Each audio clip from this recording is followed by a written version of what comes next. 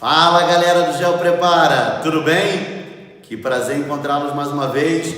Vamos lá, parte 2 do nosso vídeo de vegetação brasileira. Hoje nós temos que andar com conteúdo que a nossa prova está chegando, hein pessoal? O concurso está chegando, vamos acelerar, beleza? No vídeo 1, nós já começamos a conversar um pouquinho sobre os domínios florestados do Brasil, você lembra? Então qualquer coisa, vá lá na nossa página, vá lá no nosso canal, dá aquela curtida, ativa lá o sininho, acompanha a gente, valeu pessoal? Então já temos lá o vídeo sobre domínios florestados em que o professor Tiago já abordou sobre Mata Atlântica, Amazônia e também a Mata dos Pinhais, a Mata das Araucárias no sul do Brasil.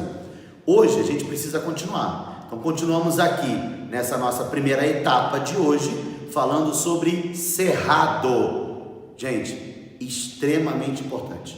Fique atento porque ao falar de cerrado, nós estamos falando só do segundo maior bioma encontrado no Brasil. Tem noção disso? É uma biodiversidade bastante significativa, tá? Então fiquem atentos às características gerais, aquelas dicas bem rápidas para a gente não errar a questão sobre cerrado. Então vamos aqui, acompanha comigo por favor. Estamos falando de cerrado, que também pode ser chamado de savanas no Brasil. Ele terá essa característica de savanas aqui no território brasileiro. Cerrado, segundo maior bioma do Brasil, atrás do domínio amazônico, beleza? Em extensão territorial. Fica ligado que o cerrado, ele se destaca na porção central do Brasil. O que é isso? Quando a gente fala porção central, não é apenas o centro-oeste. Tá? Então o professor destacou aqui a faixa da porção central do Brasil. Você vai encontrar cerrado no oeste de Minas, vai encontrar em São Paulo, vai encontrar em trechos da Bahia, do Pará, do Tocantins.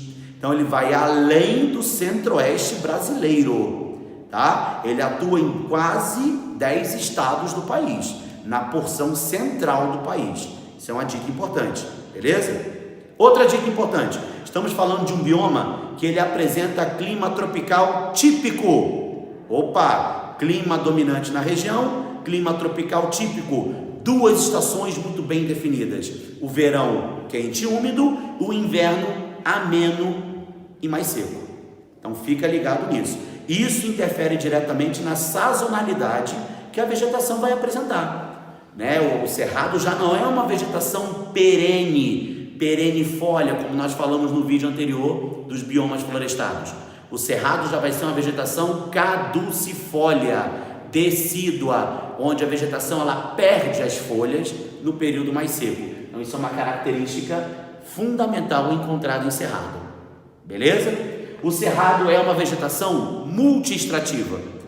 Dentro do cerrado é possível encontrar uma vegetação rasteira, vegetação herbácea, é possível encontrar pequenos arbustos, tá bom? E também os trechos arbóreos, os troncos mais altos, chamados de cerradões.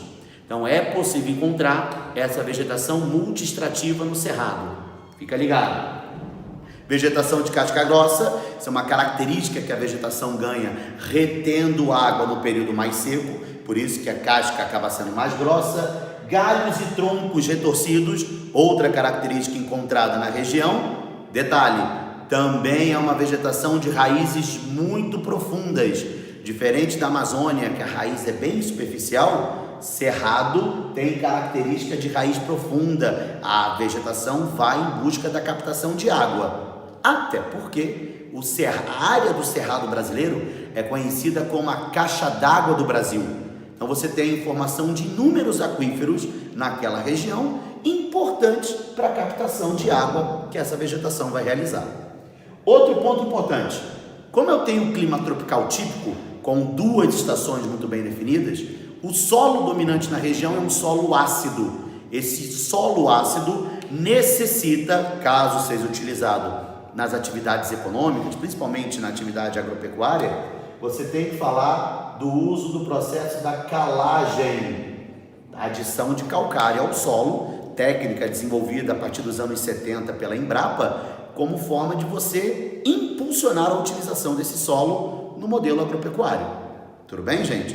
Então, o solo, ele é ácido, ele é um solo que sofre com lixiviação durante o verão e a laterização no período mais seco, que é durante o inverno. Lembre-se que a laterização é a formação, né, de uma camada ferruginosa sobre o solo, originada pela oxidação dos minérios de ferro, de alumínio, que ocorrem sobre esse solo na região do Cerrado brasileiro. Isso acaba interferindo diretamente na fertilidade desse solo. Isso é um ponto importante, eu acho que vale a dica para vocês também. Então, para você ter uma área produtiva como ela é hoje, o Cerrado, meus amigos, é o bioma que mais sofre devastação do Brasil atual, tá bom? Infelizmente, o avanço da fronteira agrícola, o avanço das atividades pecuárias, o avanço da urbanização vem impulsionando essa aceleração do desmatamento do Cerrado. O Cerrado não é o bioma mais devastado, mas é o que sofre maior devastação na atualidade, muito em virtude desse avanço da fronteira agrícola, dos impactos da urbanização crescentes na região da porção central do território brasileiro.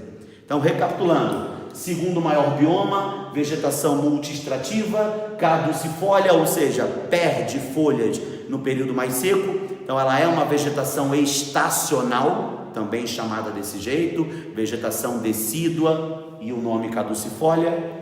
Casca grossa, galhos e troncos retorcidos, solos ácidos, localizada geograficamente na porção central do Brasil, possui raízes profundas, tem o clima tropical típico dominante na região. Vale um detalhe, tá? Nesse clima tropical típico, o verão é extremamente quente e úmido. Lembre-se da ação da MEC, da massa equatorial continental, que durante o verão ela se expande por grande parte do território brasileiro e chega também, claro, até essa região central do Brasil, levando bastante umidade para essa área e apresenta forte devastação.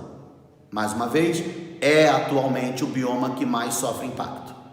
Tudo bem, pessoal? Olha, espero ter ajudado. Já já nós teremos mais um vídeo agora falando sobre caatinga. Aguarda a gente, viu? Até já!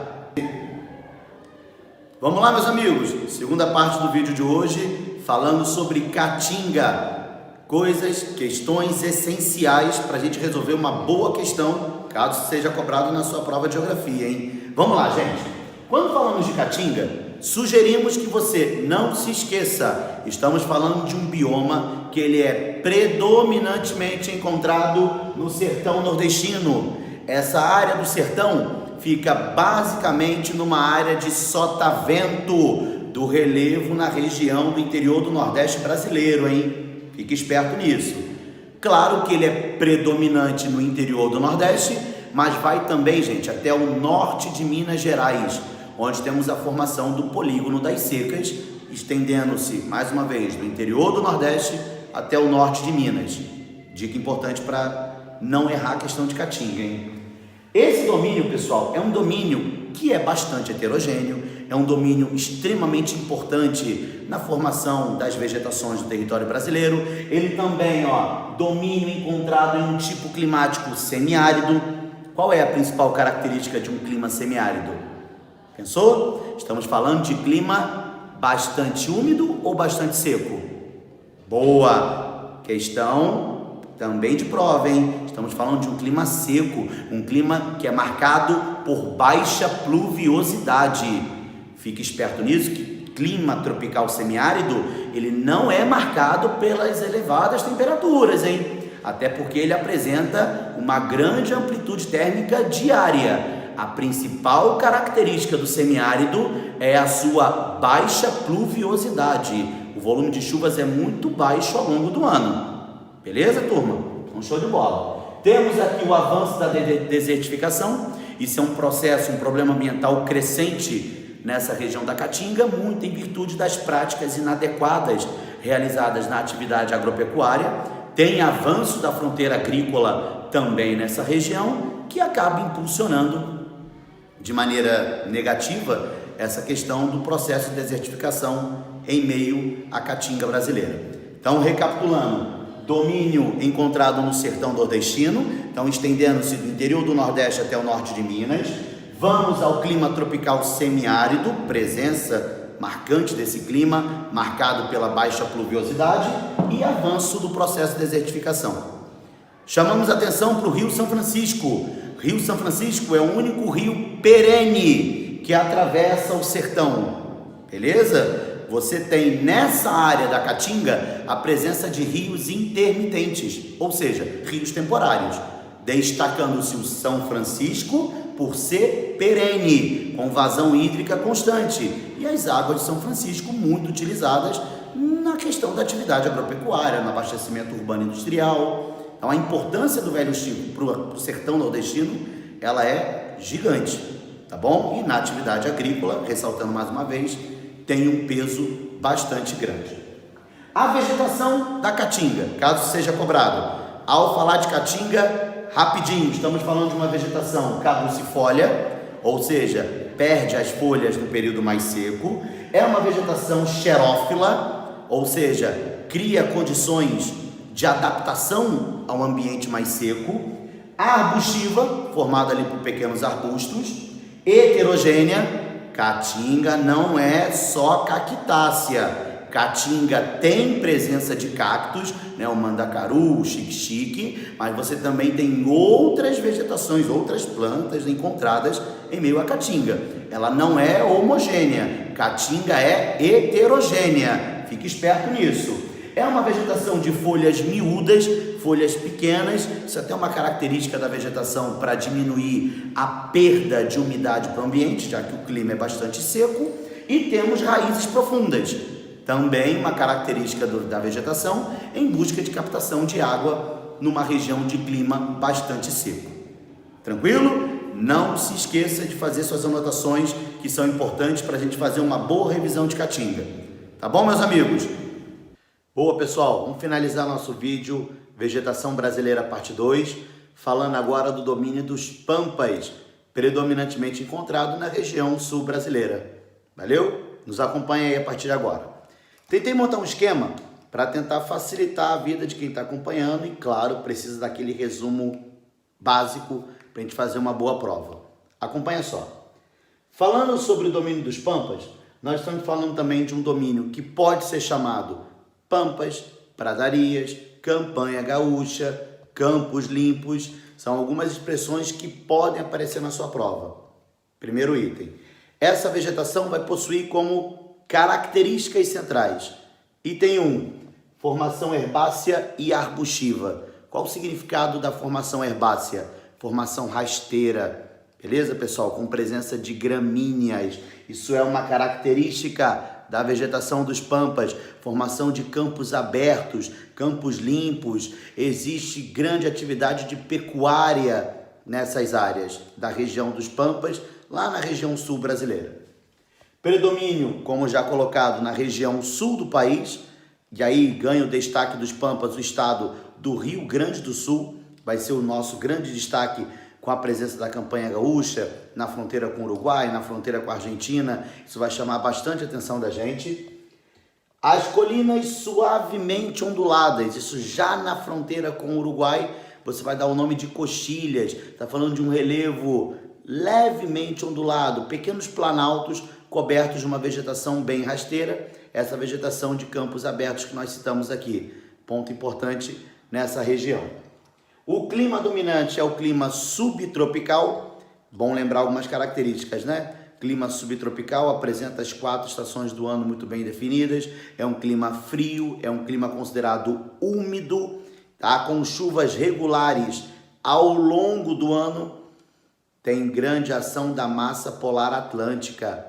A massa polar, quando entra no Brasil, sempre entra pela região sul do país. Não se esqueça. Então, ela é responsável pela chegada das frentes frias, é a responsável pelas chuvas frontais, o contato da massa polar com a massa tropical atlântica. Eu explico isso lá no vídeo que colocamos sobre o movimento das massas de ar. Vá lá no nosso canal para você dar uma acompanhada sobre esse vídeo.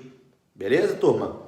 Temos aqui um clima marcado por baixas temperaturas, é o clima que apresenta a maior amplitude térmica anual do Brasil. Beleza? É um clima que tem verões quentes, mas invernos com baixíssimas temperaturas na região sul do país.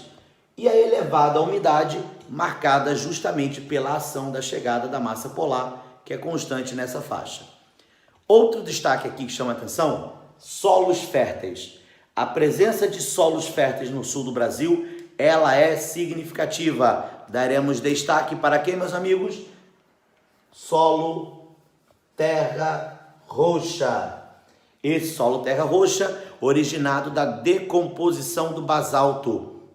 Beleza? Então, a decomposição do basalto, a partir, claro, de milhares de anos, origina esse solo altamente fértil no sul do país. Ele é predominantemente encontrado nessa região. Outra característica presente no sul do Brasil. Essa região, gente, também vai ser apresentada para a gente pastagens naturais.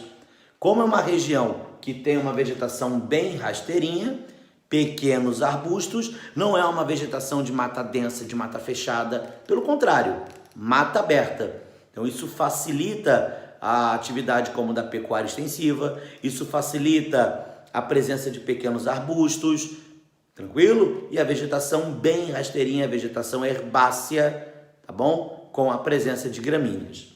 Com relação ao que vocês estão observando aqui, a gente espera muito poder ajudar nessa observação, nesse pequeno resumo que se refere aos pampas. Com um detalhe, preciso chamar a atenção disso. A região sul é uma região que tem um solo fértil, então isso é propício à atividade agrícola. É uma região com a presença de pastagens naturais, propício à atividade da pecuária. Tanto a pecuária quanto a atividade a agricultura, né, presente ali, a soja, a produção de cereais como um todo, isso vem intensificando nas últimas décadas um impacto ambiental bastante significativo na região. E aí peço licença aqui para vocês observarem o cenário de arenização. Tá bom? Esse impacto ambiental, gente, é claro, o que diferencia a arenização da desertificação? Vocês viram agora há pouco que a desertificação é um processo que vem crescendo na Caatinga. Porém, na Caatinga, o clima é considerado seco, é um clima tropical semiárido. Então, aí você acaba contendo ali a presença e o crescimento da desertificação. A arenização é quando você já começa a ter a formação de areais numa área em que tem fronteira agrícola, em que tem atividade pecuária, mas o que diferencia a arenização da desertificação é o tipo climático. Aqui nessa região nós temos o clima subtropical, considerado o clima úmido e que facilita a formação dessa camada bastante arenosa e que vem aumentando, melhor dizendo, os impactos nessa região, principalmente com a ação pecuarista. Beleza? Meus amigos, muito obrigado, espero poder ter ajudado. Não esquece de curtir o nosso canal, não esquece de se inscrever no nosso canal, peço perdão. Por favor, dá aquela força, dá aquela ajuda para a gente continuar montando materiais bem interessantes para vocês. Grande abraço, rumo à aprovação. Tamo junto!